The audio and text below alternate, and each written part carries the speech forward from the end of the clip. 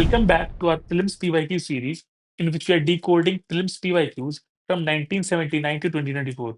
It is a 45 plus years of PYQs, and we'll be covering theme wise and subject wise.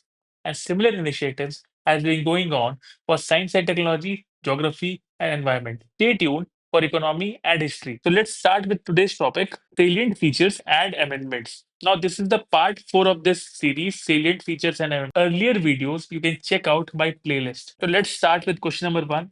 Question number 1 देखते हैं. The seventh schedule of the Indian Constitution means. आपको बता दूं कि constitution में seventh schedule और या फिर schedule as a topic is very important. आप इसको अगर बार बार पढ़ रहे हैं तो you are getting your concept right and this will make you core good in your prelims. अब इस क्वेश्चन को सॉल्व करते हैं कि seventh schedule of Indian constitution किसके बारे में बात करता है. आइए ऑप्शंस देखते हैं. States and union territories, second salary of the president governors, third union list, state list and concurrent list, and last allocation of seats in Rajya Sabha. Now, this type of questions can be easily solved by key mnemonic tiers of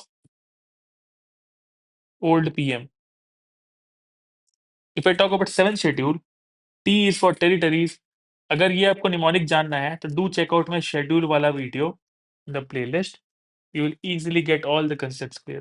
T is territories, E is emoluments, A is affirmation and oath, R is allocation of seats to Rajya Sabha, S talks about scheduled areas. O talks about other scheduled areas. Now here is the catch. F is the federal provisions. It is a seven schedule. 1, 2, 3, 4, 5, 6, 7 federal provisions. The union list, state list, and concurrent list deals with the federal provisions, which allocates different powers to government, central government as well as state government. आगे बढ़ते हैं, solution देख लेते हैं. Seventh schedule defines and specifies allocation of power and functions between union and states. Now, the seventh schedule has three kind of lists, which is union list, state list, and concurrent list. So, ध्यान रखिए, schedule as a theme is very important for you. Now, going to question number 2, which of the following languages are included in 8th schedule of Indian Constitution? अगर मैं देखूं इस पे तो there is a trick. There is no English. English नहीं है 8th schedule में. English को मैं हटा देता हूं. So I'm getting left with two options, which is C and D, Kashmir and Konkani, and Sindhi and Kashmiri. Now, Konkani is not added, Sindhi and Kashmiri are added. Answer is D. आपको बता दें, there's a pro mentor tip for you that Sindhi was added as a language through 21st Constitutional Amendment Act 1967, and it was the first language to get added. Now, this is your pro mentor tip. Language as a theme is very important. इसका ध्यान रहे. आगे बढ़ते हैं. Question number 3. The eighth schedule of the Indian Constitution contains dash. Eighth schedule किसके बारे में बात करता है? हम फिर से वही लगाएंगे, formula tears of old PM. अगर ये याद है, ये फॉर्मूला याद है, तो you can easily solve this question. 1, 2, 3, 4, 5, 6, 7, 8. O is official languages. अब languages जो word है वो यहाँ है बस. So you can easily say a list of 18 languages recognized by the constitution. Now this question was very old. This was question was of 80s, 1980s. अगर अभी की मैं बात करूँ तो 8th schedule has 22 languages. ये ध्यान रहे. Moving to next question. The 44th amendment of the constitution speaks of dash. 44th amendment किसके बारे में बात करता है? 44th amendment was a very important amendment in which it deleted right to property as a fundamental right and made it a constitutional right. Right to property is no longer a fundamental right is the answer. But हम बाकी भी देख लेते हैं.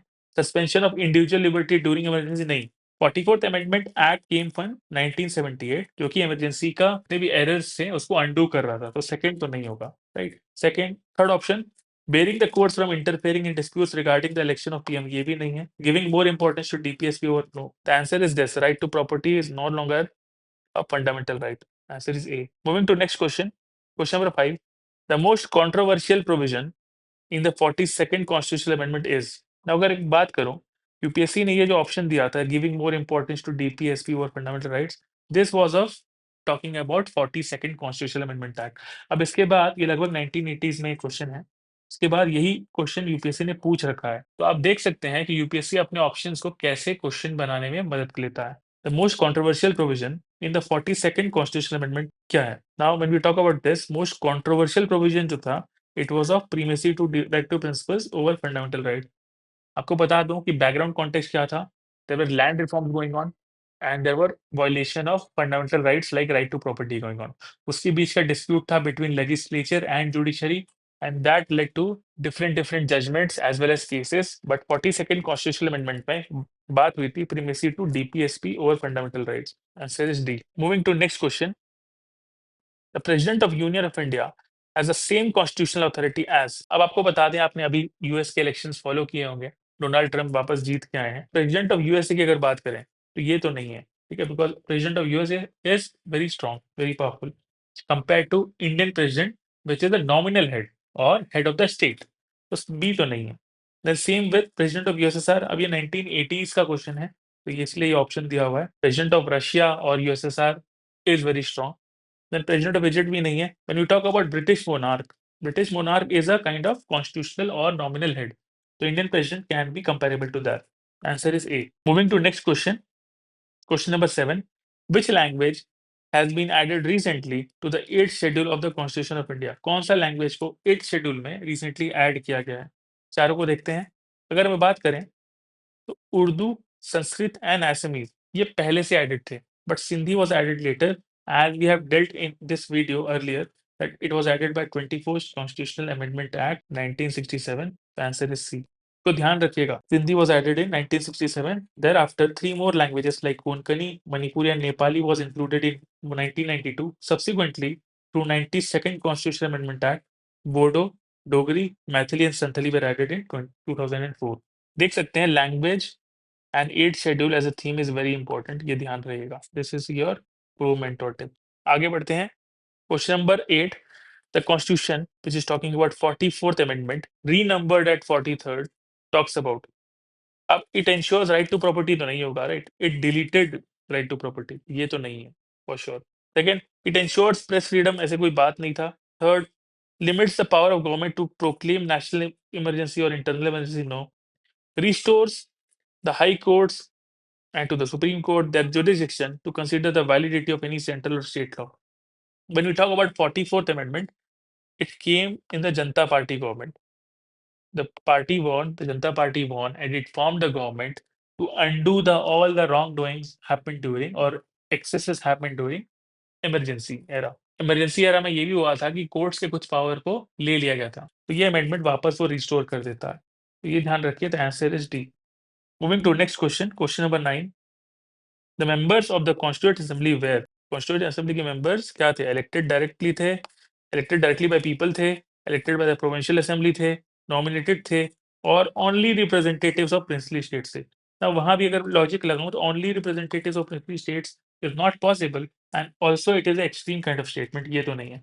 Now you know that they are not elected directly by people, ठीक है, it was kind of an indirect election, it was nominated by government। अगर मैं बात करूं elected by provincial assemblies, yes this is correct, they were elected by provincial assemblies क्योंकि उस time provinces थे। moving to next question which is the final question of this video, other than fundamental rights, which of the following parts of India reflects principles and provisions of universal declaration of human rights 1948। ठीक है, fundamental right के अलावा कौन कौन से part जो हैं provisions of universal declaration of human rights को रिफ्लेक्ट करते हैं। आइए देखते हैं। प्रियम्बल भी करेगा अगर फंडामेंटल राइट कर रहा है, डीपीएसपी भी करेगा, फंडामेंटल ड्यूटीज भी करेगा, तो answer is D 1 2 3।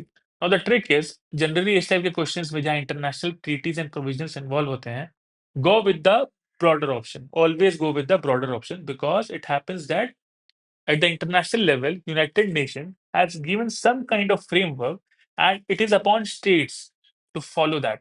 So generally वो बहुत broad होता है and there can be indirect linkages to that. So you cannot deny that ये fundamental duties नहीं होगा ऐसा कुछ, right? So always go with the broader and positive option and you will be always rewarded. With this, we conclude this video. And for earlier videos, you can check out quality playlist.